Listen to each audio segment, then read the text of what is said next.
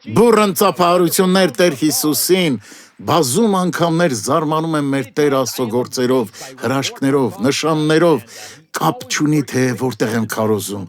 այստեղ թե արտասահմանում, մեր լեզվով կամ այլ լեզուների խոսողներով, կապ չունի, որովհետև եթե դու ընդունում ես Աստծո խոսքը, ապա ընդունում ես ճիշտ դեղամիջոցը, որը լիարժեք բուժել է քո մարմինը, շունչը, հոգին, որը լուծել է քո խնդիրները։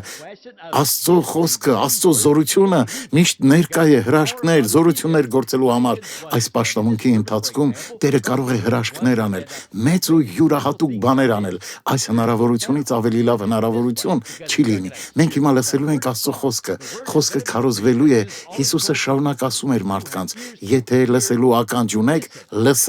լսեք ինձ, քանզի երբ լսում ես Աստծո խոսքը, այն հավատ ու մեծ վստահություն է բերում, ու հավատով պետք է հռչակես հաղթանակը, վստահ կանգնիր Տիրոջ աստվածային խոսքի վրա, Աստված օրհնելու է քո կյանքը, չարը չի կարող որևէ կերպ խանգարել քեզ օրհնություններդ ստանալու հարցում։ Այն ժամանակ, երբ դու գործում ես Տիրոջ ասած աստվածային խոսքի հիման վրա, եղբայրս, քույրս, Տերը հենց այդ պահին է գործում, զորավոր կերպով։ Վերջերս քարոզում էի Ֆլորիդա նահանգում, այնտեղի Աստծո շնորհ եկեղեցում 4 պաշտամունք արեցինք, փոքր եկեղեցի է, մեր այստեղի եկեղեցիների նման մարդաշատ չէ, սակայն այդ օրերին շարժվելու տեղ չկար, Տերը այնտեղ մի յուրահատուկ հրաշք արեց, հիշելով շարունակ հուզվում եմ, կխնդրեմ, որ ծառայողները այդ հրաշքի վկայությունը ցուցադրեն, ես այն դրել եմ Facebook-յան էջս,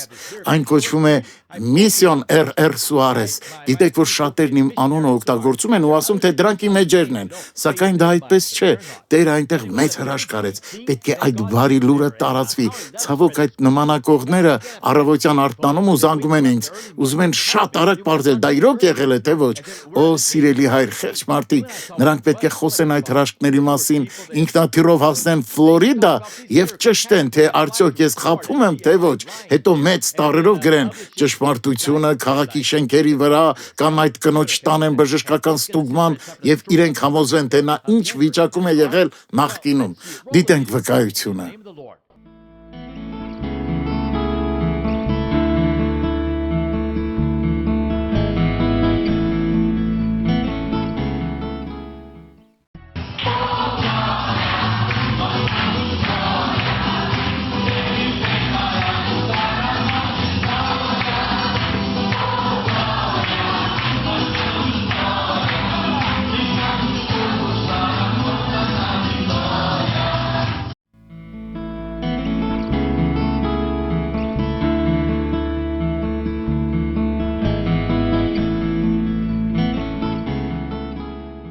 Ինչ կասես քույրս։ Հունվարի 1-ից խնդիր ունեի, այս թևս թուլացած էր, իսկ այս ձեռքիս շրջանում սուր ցավեր կային։ Այս թևս այլևս չէի զգում այն, լավ փայտացած էր։ Ու Բժշկի այցելել ես։ Այո, իհարկե, բուժումել եմ անցել, սակայն հիմա կարող եմ ավելի լայն բացել, իսկ նախկինում այդպես չէի կարող, այսքան էր ստացվում։ Իսկ հիմա նայեք, արդեն Շարունակիր բարձրացնել։ Տեսեք ինչ հրաշալի է բարեկամներ, նախկինում ինչպես էր, ցույց տուր մեզ խնդրում եմ, պահիր այդպես օդի մեջ, որ բոլորը տեսնեն, ինչքան էիր բարձրացնում նախկինում, ինչքան։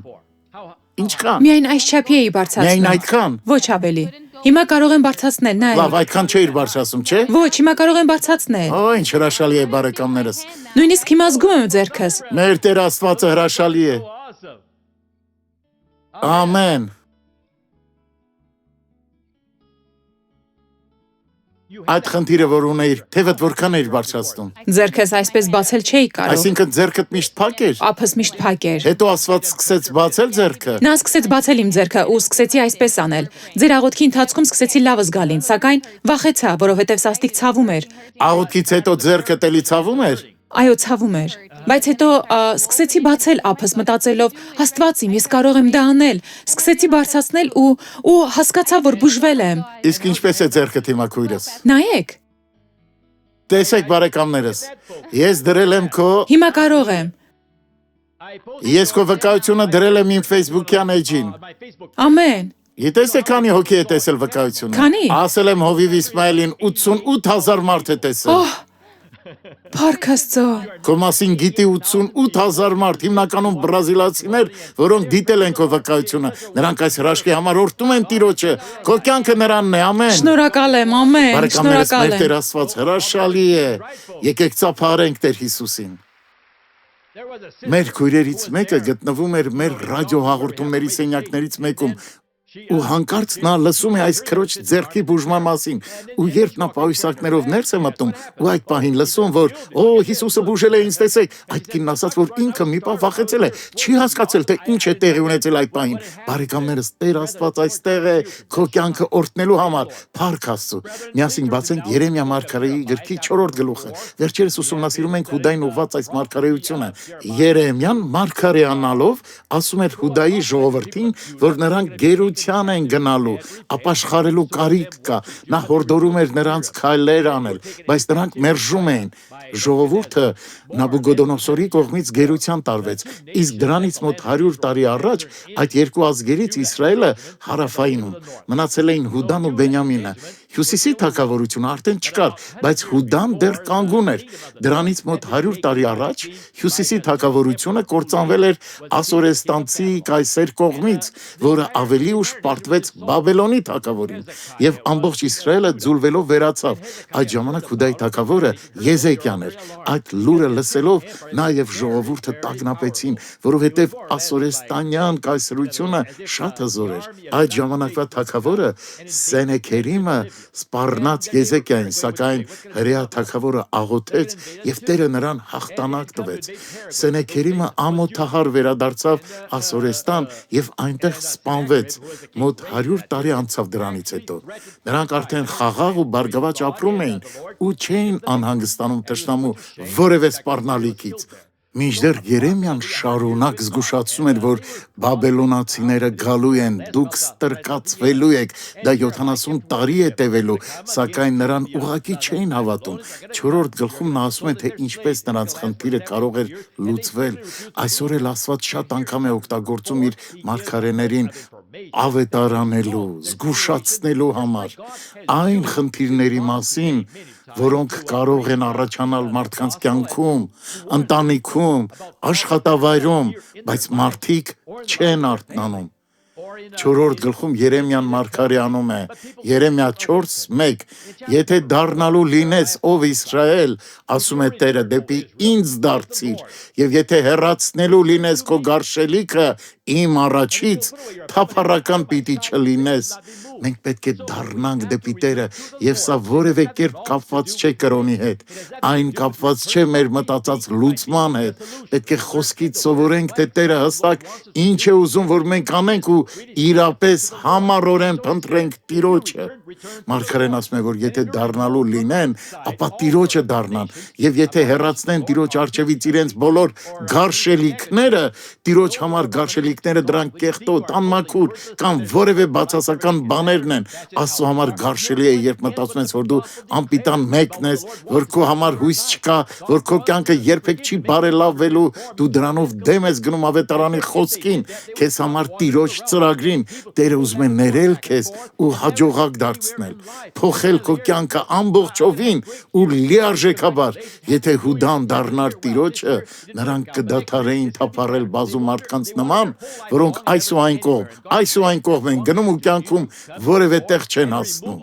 Երկրորդ խոսքում ասում է. «Եվ կենթանի է Տերը ասելով, երթում պիտի անես ճշմարտությամբ, իրավամբ ու արդարությամբ»։ Ահա այսպես է Տերն ուզում, որ ապրենք։ Նա է մեր արքան, որ կարող է այնպես անել, որ սկսենք ապրել ճշմարտությամբ, որն Աստծո խոսքն է, եւ իրավունքով, մնալով այն ամենի մեջ, ինչ Հիսուս Քրիստոսն է արել հանուն մեզ։ Երեմիա 4:2, եւ ազգերը պիտի նրանով օրհնվեն եւ նրանով պարծենան։ Փնտրիր Աստծո օրհնությունները, դու Տիրոջով ես պարծենալու, պետք է այդպես ապրենք։ Եթե առանց Աստծո կհասնես 10-ի, ապա Տիրոջ հետ կհասնես 1000-ի։ 10,000-ի, 100,000-ի, միայն Տերը գիտի թե ինչերի եւ ինչքանի կհասնես նրա հետ։ Երրորդ խոսքում, որը մենք անցյալ պաշտամունքին նայեցինք միասին, Մարգարեն ասում է, որովհետեւ այսպես է ասում Տերը Հուդայի եւ Երուսաղեմի մարդկանցը, Հուդան դա երկիրն էր, Հուդայում մարդիկ նաեւ հեռու վայրերում էին ապրում, սակայն նրանք այդ երկրի քաղաքացիներն էին։ Բազում հավատացյալների նման նրանք Աստծունն են, վերստին ծնված են, սակայն նրանք մոտ չեն զորության աղբյուրին, որտեղ Տերը գործում է, նրանք չէին ապրում Երուսաղեմում, նրանք չէին տեսնում Աստծո արած հրաշքները, սա չի նշանակում, որ նրանք հավատը կորցրել են, սակայն մարդիկ արտանալու կարիք ունեն, այդ պատգամը Հուդայի ու Երուսաղեմի ժողովրդի համար էր, Երուսաղեմում ապրողները ապրում էին այնտեղ, որտեղ արքան էր ապրում, մենք էլ այնտեղ պետք է ապրենք, որտեղ մեր Հիսուս արքան է գործում, Անցնենք նոր թեմայի, 4-3, նոր հերկ հերկեցեք ձեզ համար և մի սերմեք փուշերի մեջ, սա վերաբերվում է մեր աղոթքի պահերին, պետք է հերկենք մեր չհերկած հողերը, դա ավետարանն է, ավետարանը խոստումի երկիրն է, ավետարանի երկրում դու ունես այն ամենը, ինչի կարիքն ունես, կամ երբևէ կունենաս, մինչև կյանքիդ վերջին օրը, մեծ առատությամբ, եթե այդ հողը չես հերկում, այն քեզ որևէ բարիք չի պարգևի, ինչ օգուտ կլինի, եթե ես 1000 հեկտարանոց մի ագարակ ժառանգեմ, գետերով, անտառներով, բազում հանածոներով, սակայն երբեք չվայելեմ այդ ժառանգությունը, փայտանյութ չարտահանեմ, մշակող բույսեր չտնկեմ, հանածոները եւ թանկագին քարերը չարչունահանեմ, որևէ օգուտ ինձ չի լինի, ես ստիպված պետք է պահապաններ ուղարկեմ, որ գողերը տարածք չմտնեն, սակայն սա թանկ կարժենանա, կարող է հողից էլ հրաժարվեմ, ու դա ամենահիմար որոշումը կլինի, թերևս ոմանք լսած կլինեն այդ պատմության մասին, մոտ 100 կամ 150 տարի առաջ մի մարդ կար, ում որպես ժառանգություն մի սեփականություն է տրվում, նա ինչ ուզեր կարող էր անել դրա հետ, դա մի մեծ տարածք էր, այդ մարդը հետո վերադարձրեց իր տարածքը, այսօր այն մեր երկրի ամենապտղաբեր տարածքներից մեկն է, շատ հարուստ մի մարդ, այդ մարդը չուզեցավ, շատերն այսօր նրա նման են վարվում, պատկերացրեք այդ մարդու երեխաներին, եթե նա պահեր այդ տարածքը ու շահագործեր, ապա նրանք մի հարուստ, ազդեցիկ ընտանիք կլինեին, Երեմիա 4:3, նոր հերկ հերկեցեք ձեզ համար, տես թե որտեղ կարող ես ցանել ավետարանի հողում, ու հերկես այն, հերկես այդ հողը, օգտագործիր գութանդ, մաքրիր հողը, մշակիր այն, Տերն ուզում է, որ սկսես անել դա, ու երբ Տերը տա քեզ խոսքի իսկական սերմը, այն պտուղ կբերի, հենց դա էր Տեր Աստվածն ասում այս մարդկանց, նրանք դա պետք է անեին, սակայն երբեք չարեցին, նրանց գործերը շատ լավ էին, հրաշալի էին, նրանք միայն մարմնով էին ապրում, իսկ մեր մարմինը ամենավատ բանն է, հենց հավատացյալների գործերը մի փոքր լավանում են, նրանք սկսում են անել բաներ, որ մեղավորներն են անում, ծովափին, գյուղում տուն են գնում, դադարում են եկեղեցի գալ, միշտ սեփական գործերով են զբաղված, նավակ են գնում ու պատե հարույթով ծով են դուրս գալիս ձկնորսության ու գիտեք նրանք կամաց սկսում են կորցնել այն պատգամները, որոնք Տերն է տվել մեզ, բարեկամներս մենք պետք է հերկենք այդ հողը, 4:3, նոր հերկ հերկեցեք ձեզ համար, այլ կերպ ասած քննիր Աստծո խոսքը, այնտեղ պատասխաններ փնտրիր նրա ներկայությունը, հսկիր ու աղոթիր, այս կյանքում միայն մենք կարող ենք ճանաչել Տիրոջը, եթե հիմա չսկսես փնտրել նրան, ապա երբեք Աստծո երեսը չես տեսնի, հավիտենությունը Աստծուց հեռու կանցկացնես, այն պահին, երբ հանդիպում ես քո Տեր Աստծուն, հասկանում ես, որ դու օրհնություն ես լինելու ոչ միայն մյուսների, այլև ինքդ քեզ համար, սկսելու ես զարգացնել քո ամբողջ ներուժը, որևէ մեկին Աստված պատահականորեն չի կանչում, Երեմիան Աստծո կողմից կանչվելու ժամանակ ասաց, թե ինքը մի մանուկ է, ինքը ոչինչ չի կարող անել, սակայն Տերն ասաց, որ պետք չի ասել, թե ինքը փոքրիկ մի մանուկ է, ինքը Աստված է նրան հաստատել որպես ազգերի մարգարե, ով գիտի թե Աստված քեզ որպես ով է հաստատել, հաջողակ գործարար, մեծ քարոզիչ կամ թերևս հանրային գործիչ, ամուր բռնիր այդ կոչումը, ինչ էլ դա լինի, ասա Տեր, ես պետք է հերկեմ իմ հողը, դու ես դա անողը, թույլ մի տուր, որ այստեղից մտնի, այնտեղից դուրս գա, լավ, այն պետք է գա այստեղ ու մնա այստեղ, քո մեջ, քո ներքին մարդու անձի մեջ, ես հերկելու եմ իմ անմշակ հողերը, առավոտյան վաղ ժամերին փնտրելու եմ Տիրոջը, երբ նա ինձ արթնացնի հյուրասենյակում կամ բաղնիքում, որտեղ մենակ կլինեմ ու կբացեմ սիրտս Տիրոջը, օրերը շատ արագ են անցնում ու դու բավարարում չունես, հաց չունես ուտելու, պետք է հսկես, որ քեզանից չգողանան, դե մի օր Տերը ինձ կորտնի, երբ քո մահանալուց հետո, դրանից հետո որևէ բան չես կարող անել, հիմա է ժամանակը, ճանաչիր քո արարչին, Մարգարեն շարունակում է ասելով 4-3 եւ մի սերմեք փշերի մեջ սերմացը երբեք չի աճում, փշերը խեղդում են, դու ոչնչի չես հասնի, եթե կյանքումդ փշեր կան, Աստվածաշնչյան լեզվով փշերը, ինչպես Տեր Հիսուսն ասաց, հարստության գայթակղությունն է, այս կյանքի հոգսերը ու մնացած այլ բաների հանդեպ ձգտումները, հանձնեք ձեր ճանապարհները Տիրոջը, եղբայրներս, քույրերս, նա լույսի եւ կեսօրվա արևի նման փայլեցնելու է ձեր արդարությունը, դուք լինելու եք ճիշտ այն մարդիկ, որոնց մեր Տեր Աստվածը նախատեսել է լինելու, դուք պետք է լինեք այդպիսի մարդիկ, այլապես օտարները գալու եւ վերցնելու են այն, ինչը ձերն էր, ամուր պահիր, ինչը քոնն է, որ որևէ մեկը չգա չգողանա քո պսակը քեզանից, հերկիր անմշակ հողը, հենց սկսես հերկել այդ հողը, կհայտնաբերես, թե ինչ մեծ ներուժ դու ունես, մարդիկ օրհնվելու են քո մեծ հաջողության արդյունքում, քո հաջողությունը ոգեշնչելու է մեզ, այն ոգեշնչելու է քո շուրջը եղածներին, օրհնելու է քո շրջապատի մարդկանց, ով որքան շատ ունենք այդ օրհնությունների կարիք այսօր, բայց ես ձախողակի մեկն եմ, լսիր, իսկ ով ասաց, թե դու ձախողակ ես, մարզիկը կարող է լավ բասկետբոլիստ լինելու ասել, ձախողակ ֆուտբոլիստ եմ, ուրեմն բասկետբոլ խաղա, թող ուրիշները ֆուտբոլ խաղան, անենք մեզ համար Տիրոջ պատրաստածը, ու երբ անենք, պետք է դա լավագույնս անենք, ինչպես իմանամ, թե որն է իմ անմշակ հողը, դա զգում ես, դա Տերը խոսում է քեզ, ու կտեսնես, թե Տեր Աստված ինչ է անում քո կյանքում ու քո միջոցով, 4-րդ խոսքում Մարգարեն ասում է, թլպատվեցեք Տիրոջ համար եւ հեռացրեք ձեր սրտի անթլպատությունը,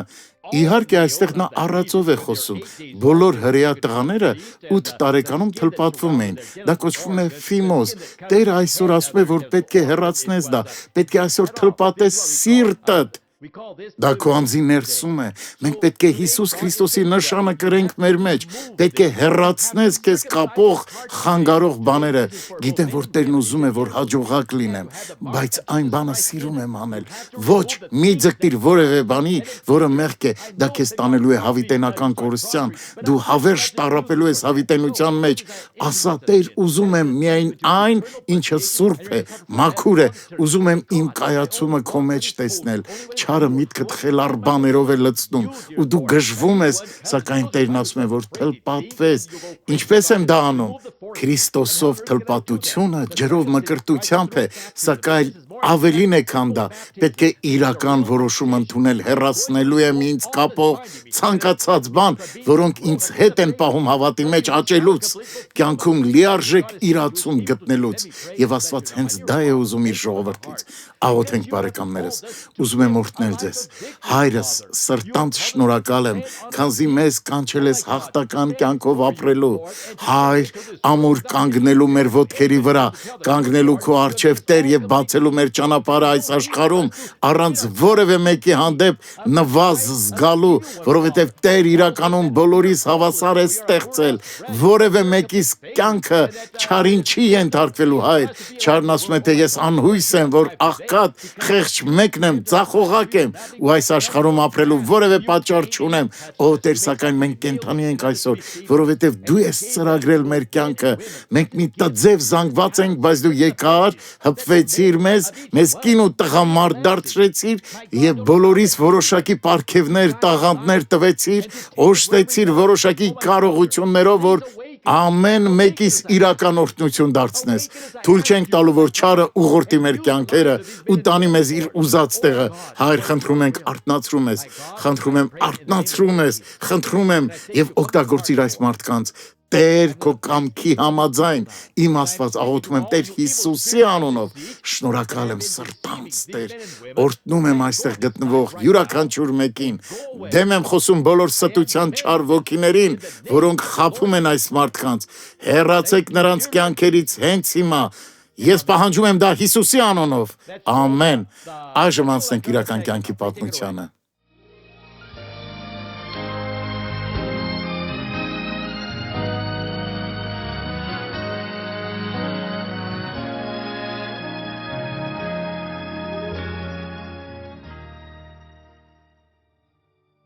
Ես դեռ 17 տարեկանում սկսել եմ ոգելից խմիչքներ օգտագործել։ Մի քանի տարի հետո անցել եմ 22 տարեկանում, այո, փորձել եմ թմրանյութեր, մարիխուանա, կոկային, գնում էի երեկույթների, իսկ երեկույթներն ավարտվում էին եւ պետք է թմրանյութ օգտագործեինք։ Այո, կոկային։ Շաբաթ օրերը տուն չէի գալիս, վերադառնում էի կիրակի օրերին։ Այսպիսի կյանքով էի ապրում ու ամեն բան գնալով ավելի ու ավելի վատ էր լինում։ Երբ մենք ամուսնացանք, երբ իրապես ճանաչեցի նրան, նա սկսեց խմել ու ցույց տալ իր իրական դեմքը։ Ասում էի, Աստված իմ, ես այս տղայի հետ չեմ ամուսնացել, ես ամուսնացել էի մեկ ուրիշ մարդու հետ։ Խնդիրներ սկսեցին։ Գնում էի նրա հետևից, որ գինետներից գտնեմ։ Ասում էի, արի տուն, նա ասում էր կվերադառնա, սակայն չէր վերադառնում։ Ուղղակի գալիս էր 5:30 առավոտյան։ Մի օր էլ չափազանց շատ էի խմել։ Դա 2011 թիվն էր, հայրերի տոնին։ Գիշերվա ժամը 3-ի կողմերն էր, որդուս ու կնոջս հետ վերադառնում էինք։ Հայելու մեջ տեսա նրանց անհանգստացած հայացքը եւ ես էլ անհանգստացա, որովհետեւ ուղեղս լրիվ անջատված էր։ Աստված էր մեզ պահում, որովհետեւ ես բառացիորեն բացակայում էի։ Թմրանյութը այդպիսին է, դա չարիք է, տվյալ պահին հաճույք է պատճառում, հետո գցում դեպրեսիայի մեջ։ Դոկտոր Սուարեսին հեռուստացույցով էի տեսել։ Մի օր էլ հենց այդ հաղորդման ժամանակ ծնկի իջա ու սկսեցի լացելով աղոթել, ասացի, եթե այսպես շարունակեմ, ապա կյանքս վերցրու, այսպես չեմ ուզում ապրել։ Եթե ապրելու եմ, ապա պետք է ավելի լավ մեկը դառնամ։ Եթե սիրելիներից դժբախտացնելու եմ, ապա վերցրու կյանքս։ Սկսեցի Աստվածաշունչ կարդալ։ Այո, նախկինում փորձել էի կարդալ Սուրբ Գիրքը, սակայն չէի հասկացել։ Այս անգամ խնդրեցի Աստծուն եւ միտքս բացվեց ու սկսեցի հասկանալ իմ կարդացածը։ Անդրեն Աստծուն փնտրում էր Աստծո շնորհ եկեղեցում։ Հրաշալի երկրպագություն ու պատգամ էր։ Եկեղեցում իմ անձը իրապես հանձնեցի Աստծուն։ Ասես մի բան կպավ ինձ։ Հավատով աղոթեցի ու անմիջապես ազատագրվեցի, սակայն պետք էր պահել այդ ազատությունը, սովորել թե ինչպես ապրեմ ազատության մեջ, մինչև վերջ պայքարել։ Ասում եմ, Աստված իմ, ամուսինս լրիվ փոխվել է։ Նրա կյանքում տեսնում եմ տարբերությունը։ Նրա տեղն այստեղ է, եկեղեցում։ Սիրտս ուրախությամբ լցվեց։ Ամենասկզբից հենց այստեղ պետք է գայի։ Իմ տեղը այստեղ էր։ Աստված սա էր պատրաստել ինձ համար։ Անդրեն մի երազանք ուներ։ Երբ մենք գլխներիս վրա տանիք կունենանք, երբ մենք տուն պիտի ունենանք, որ այնտեղ ապրենք, երբ է այդ օրը գալու։ Այսպես մի հրաշալի օր էլ ասացի կնոջս, որ մոտակայքում բազմաբնակարան շենք են կառուցում։ Ուզում եմ տեսնել։ Աստված օրհնեց մեզ։ Մենք բնակարան ձեռք բերեցինք դեռ նախագծման փուլում։ Շենքը ավարտին հասավ 2014-ին։ Փառք Հիսուսին։ Անդրեն զգաց, որ պետք է հավատի հանդեսի հովանավոր դառնա։ Հեռուստատեսությունը հեռարձակվում է ամբողջ Բրազիլիայով։ Նույնիսկ այլ երկրներ, ինչպես դոկտոր Սուարեսն է ասում։ Երբեմն, երբ չես կարող քարոզել, պատգամը կարող ես հասցնել դոկտոր Սուարեսի միջոցով, հեռուստատեսության օգնությամբ։ Դա խոսքը քարոզելու մի միջոց է, որովհետև հասնում է մարդկանց, ներդրում ես անում Աստծո գործի մեջ եւ բոլորը լսում են ավետարանի փրկության խոսքը։ Հալելույա, հրաշալի է։ Միացրեք հիմա հարցերի տեսանյութը խնդրեմ։